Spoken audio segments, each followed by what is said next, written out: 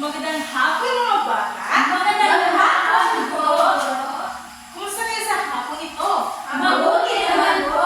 Magaling, mabuti ang inyong kalagayan ngayon.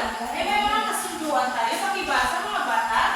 Makinig ng mabuti. Itaas ang kamay at masulong sumagot. Maasahan po ba ito hanggang sa pagtatapos ng ating leksyon? Opo, Guro. Okay. Ngayon mga bata ay magkakaroon tayo ng aktibidad. Ang iyong gagawin ay sasagutan lamang ninyo ang mga katanungang ibibigay ko. Naintindihan niyo ba mga bata? Opo. Okay. Sa unang tanong, magpakibasa na sabay-sabay. Bahagi ng mukha na nakakita ang liwanag sa ating mundo. May res, pupil at lens. Ano kaya ito? Okay, ano kaya ito? Yes, Angel. Mata. Tama ba si Angel? Tama. Ito ay mata. Sa pangalawang tanong, pakibasa. Mataas at kulot ang buhok. Masigarit at makagalo. Ang kanyang pag-uugali. Ngunit ito'y tamad at ayaw tumulong sa gawaing bahay. Sino ito? Okay, sino ito? Yes, Irene.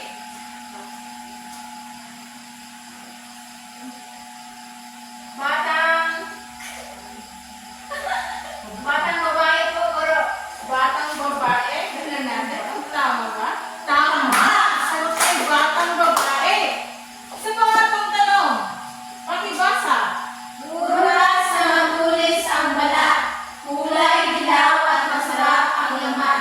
Sa Pilipinas ito ay sikat at malinansagang ang butas na may mga mata. Ano po ito? Yes, Gian. Pinya po, Guro. Pinya. Tingnan natin. Pinya. Tingnan natin kung pinya tama. Ito ay pinya.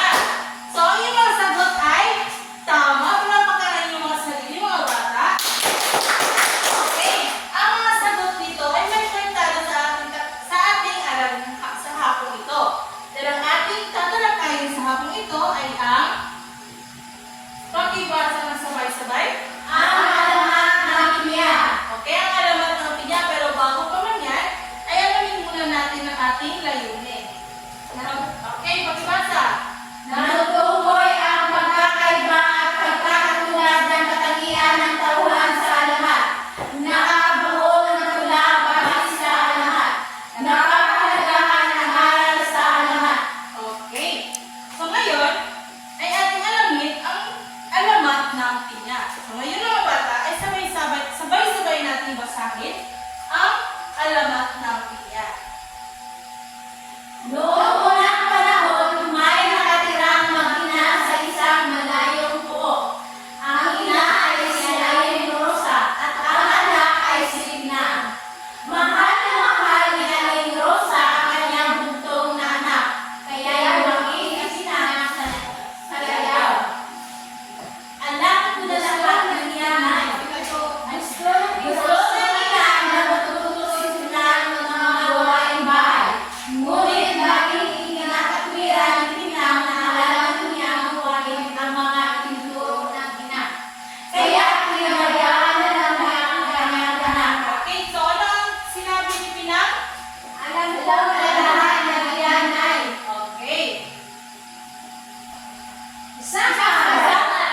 ay nagkasakit si Aling Rosa hanggang sa nagtagal ang kanyang sakit. Kaya napilitan si Pinang ang gumagawa sa bahay. Isang araw sa kanyang pagluluto, hindi niya makita ang kwastro. Tinanong ang kanyang ina kung nasaan ito. Isang beses naman ay nakadrok ang hinahanap.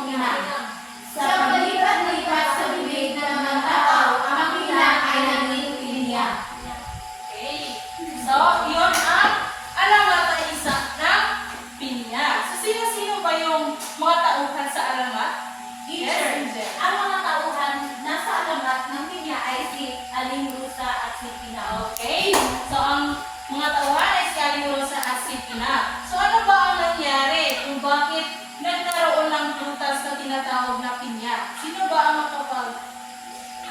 makapagsaysay kung bakit nagkaroon ng alamat ng pinya? Okay, Angel ulit. Nagkaroon ng alamat ang pinya dahil may isang babae na matamad. Palagi siyang tanong ng tanong sa kanyang ina na wala siyang makita. Okay, so yun ang dahilan kung bakit nabuo ang alamat ng pinya. So kung kayo ba ay si Pina, gagawin nyo ba ang ginawa ni Pina? Hindi. Palagi ba kayong tanong at tanong kahit nakikita nyo ng isang bagay? Hindi. Bakit? Yes, Elsie. Hindi ko dahil ang pagiging tanong. Tanong para tanong. Hindi ko dahil ang pagiging wala tanong, ito ay nakakasinungaling natin. Okay, at dahil ito rin ay nakapagdulot ng masamang pangyayari. Di ba? So ngayon na bata, alam niyo na ba ang alamat ng pinya? Oo! Okay, so ngayon ay magkakaroon tayo ng pangkakagawain. Ito ang unang pangkat at ito naman ang pangalawang pangkat. Ang inyong gagawin ay pakibasa na sabay-sabay. Dahil kailangan sisulat ang pagkakagulat at pagkakaiban at kailangan ninakalan ng wasa. Okay.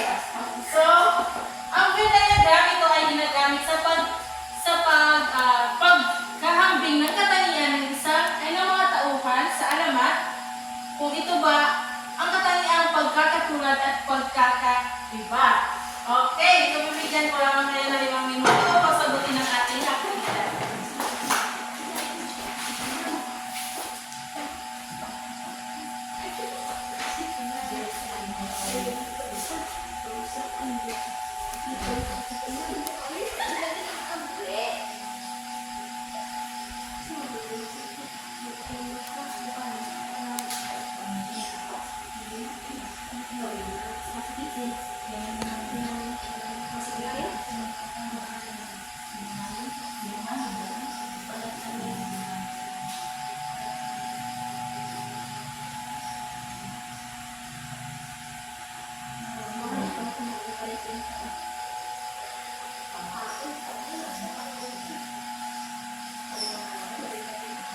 Okay, tapos na ba mga bata?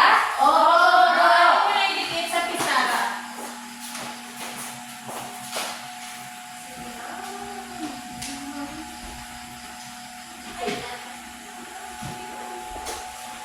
Okay.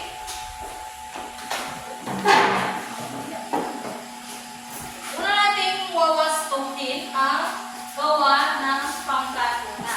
So, ang parehong katangian ni Aling Rosa at Pinang ay parehong tao. Tama, parehong tao. Ang pagkakaiba ni Pinang, si Pinang ay tamad, palatanong, at siya ay anak. Tama. Si Aling Rosa naman ay ina, masakitin, at maalaga. Tama. So, bibigyan ko ng 5 puntos ang pangkatuna. Ang pangalawang pangkat naman, ito parehong babae, si Pinang ay sinungaling, palatanong, tamad, samantalang si Rosa ay ina, maalaga at mapagmahal. Tama. So, bibigyan ko rin ng 5 puntos ang pangalawang pangkat. So, bigyan natin ng 5 bagsak ang inyong mga sarili. Ngayon, ano nga ba ang aral na ating matutulog sa alamat ng pinya? Sino ba ang makapagbigay ng aral? Yes, Angel! Ang napupulot kong aral sa tamat ng pinya ay dapat hindi palaging palatanong sa ating mga magulang kapag nakikita natin ang mga bagay. Okay, sa pangalawang tanong, pakibasa.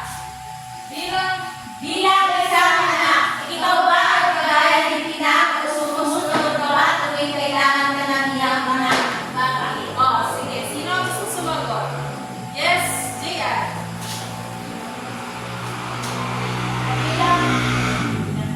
Bilang isang anak ako po ay sumusunod sa akin na lahat ng kanyang gawain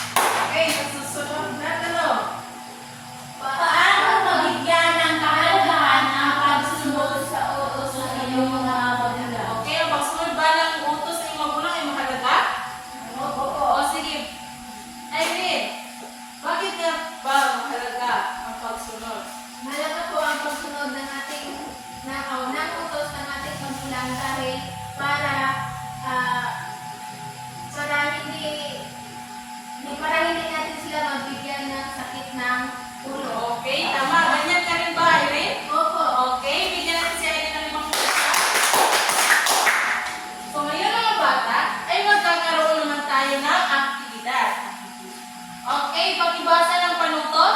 Bawat halaga ay natula patay sa alamanan ng pinya. Okay, bago yan, ay alamin natin ang pamantayan.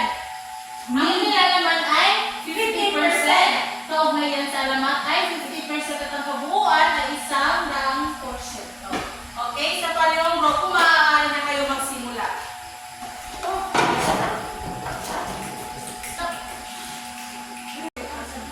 Okay, tapos na ba kayong bumuo ng tula mga bata? Oo. Okay, bigyan natin ng oras ang unang pangkat para i-representa ang kanilang tula. Magandang hapon po sa lahat. Nalala po sa inyo. Kami po ang pangkat isa. Ito po ang nabuo naming tula. Ang tamad na si Pina. Si Pina ay bata, maganda at mahal. Ngunit sa gawaing bahay ay banayad. Hanapin mo nga utos ng ina. Iwan ko po, hindi ko nakita. At yun lang po. Ano lang po. Okay, ang galing naman. Palapakan natin ang unang pangkat. Sige, pangalawang pangkat. Magandang gabi sa lahat. Ito po ang nabuo naming tula tungkol sa alamat ng pinya. Ang pinya, isang araw siya'y nawala. Sa bakuran, may punlang nakita. May mata sa paligid, kakaiba. Pinya ang tawag, aral sa bata. Okay, ang mahusay naman kayo. Ay, mahusay naman ang pangalawang pangkat. Bigyan natin sila ng 5 bagsak. Ang gagaling naman ang ating mga estudyante. So ngayon, ay bibigyan ko kayo ng puntos. Sa unang pangkat, ano nga ba yung pamagat ninyo? Ang tamad na si Pina. Okay, ang tamad na Pina. Okay, so sa nilalaman, bibigyan ko kayo ng 50%.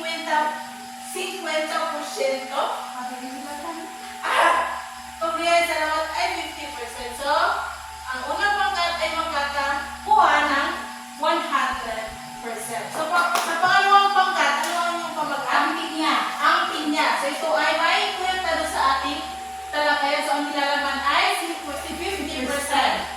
At of course, sa pamesa naman ay 50%. So, ang total ay 100%. So, lahat kayo ay may